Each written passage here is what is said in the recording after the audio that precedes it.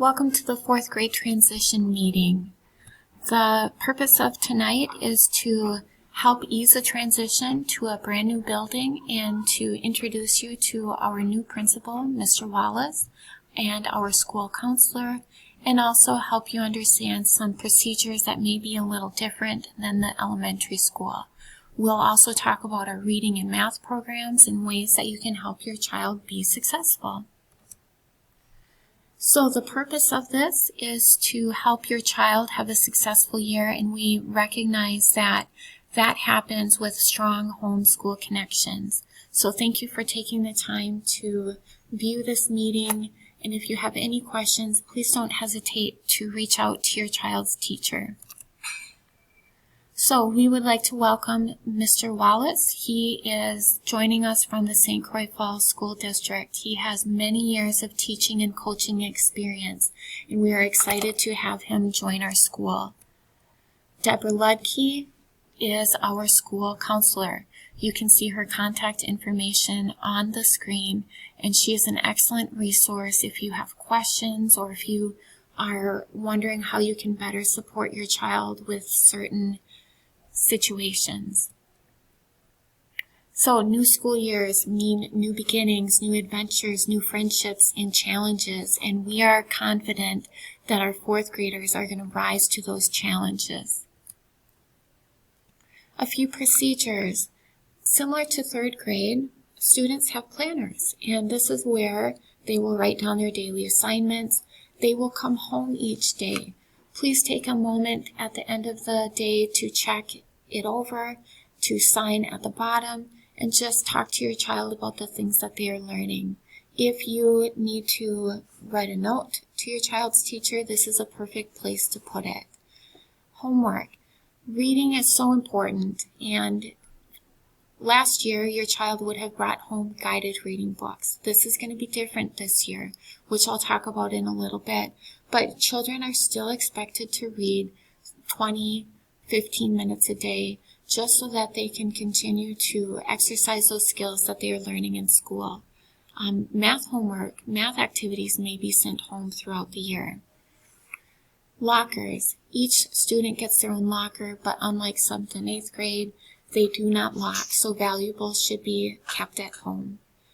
We will be celebrating birthdays this year in school, and you may send easy-to-serve treats. Prepackaged is also probably a very good idea. Pick up and drop off. Pick up and drop off happens behind the school, and you will notice that there are lanes painted for driving. 8 o'clock to 8:15 is drop off. 3:30 to 3:45 is pickup. Now our end of the day bell rings at 3:33, but we do try to get the parent pickup students out a little bit early to keep that pickup line moving. Breakfast and lunch. Students have breakfast at 9 o'clock daily. If a child does not want to eat school breakfast, they can still bring a healthy snack from home. This year, all breakfast and lunch will be free due to a federal government nutrition waiver. However, if your child has cold lunch and they would like milk with that, it does cost 35 cents and exact change is preferred. Friday folders. So your child brought home a daily folder in elementary school. Here we will have a plastic folder that comes home on Fridays. Check it for newsletters, permission slips, and graded assignments. Please look it over with your child and return the folder on Monday. Now, PowerSchool is what is used to enter student grades and attendance. And so you can set up an account and you can check in to see how your child is doing. If you have not done this, you will need to have an instant code, an initial code that you will get from Peggy Anderson in the middle school office. But here's a little bit of information on how you can get signed up and then how you can sign in. So you go to gk12.net, find the quick links on the left, click on PowerSchool, and existing users click Log In. New users will click on Create Account. If you prefer to use your phone, there is an app. However, you will need this 4-digit PowerSchool district code, which is CPBB. This contains information about how you create your account. You will enter your name, email, and create your own username and password.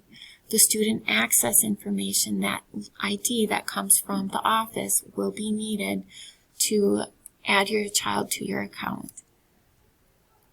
This shows that you can, if you're an existing user, you can add another child by clicking on Account Preferences at the left, then click Add, and then you will add their name, and this is where that access ID comes in, again, provided by the office. Now, as I said, we have a new reading program. Students won't be bringing home guided reading books this year, but Amplify CKLA stands for Core Knowledge Language Arts. Your child is going to be developing deep knowledge of social studies and science concepts while they are reading and writing. And so you'll notice that this is a picture of a student reader. Students, instead of having individual guided reading books, they'll have that reader, and they will be learning strong phonics and skills to be able to read carefully and answer questions and comprehend.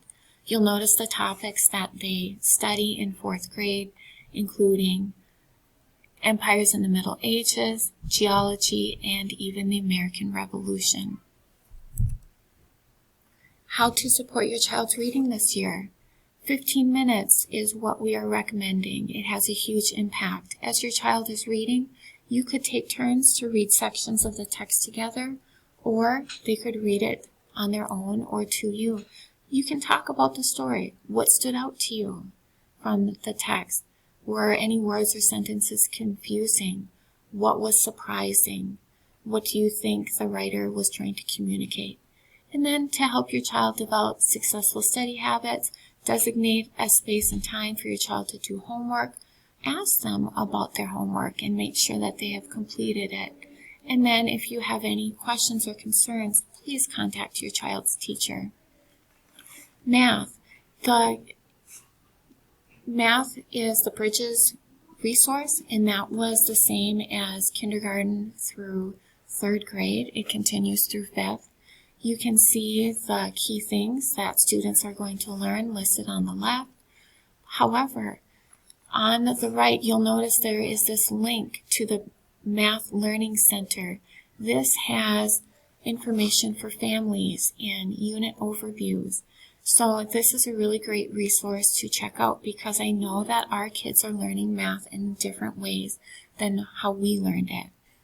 The other thing to look forward to, study guides are sent home a week or so before each test, and so students will practice those skills and return that, and I think if they get it signed, they can get extra credit.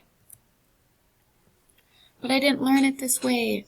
As I said, our children are learning math differently than we did, so it might seem unfamiliar or different than you remember, but you can still help your child. As I said, visiting that Math Learning Center website, it will teach you kind of key strategies, but also just invite your child to talk about math that they're learning.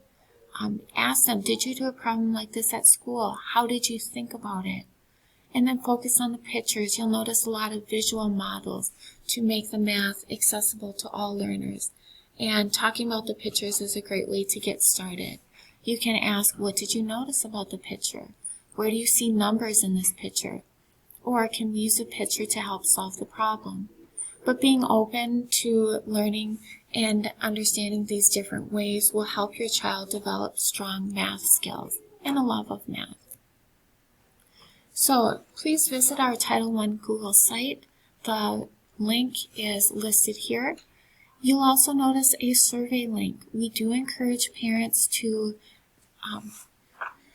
share information or resources or topics that they are needing. So please take time to fill out that survey, because we do respond to your needs. And thank you for listening today.